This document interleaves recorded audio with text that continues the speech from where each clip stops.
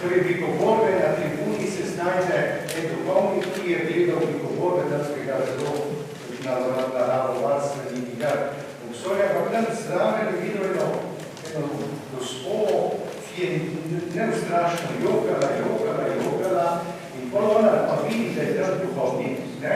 In stopi do njega in pravi, gospod pravi, jaz se tako bojim, mene je tako strah.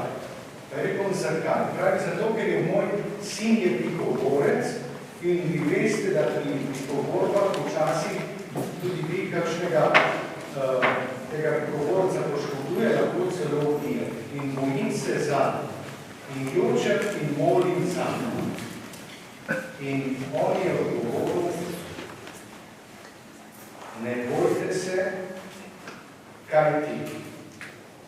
Vik nima mame, ki tem zadnji bila, vaš sin pa ima mamo, ki prosi in moli za. Ko bomo zdaj šli ste Notre-Dame, cerkve posvečene naši ljubi gospe Božji Materi Mariji, in ko se bomo šli, vračali domov, bodimo v življenju s to zavestjo. Mi imamo mater, ki v nebesi prosi za nas. Mi smo sirote, naše potovanje po zemlji ima svoj cilj, ima svoje spremstvo.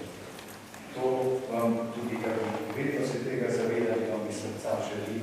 Skupaj, ko vam želim tudi srečno pot, naj nas vami v življenje spremlja Božja. Gospod je z vami. In s svojim duhom. Blagoslovi in varuje, naj vas vse mogočni Oče in Sin in Sveti. Amen. Pojdimo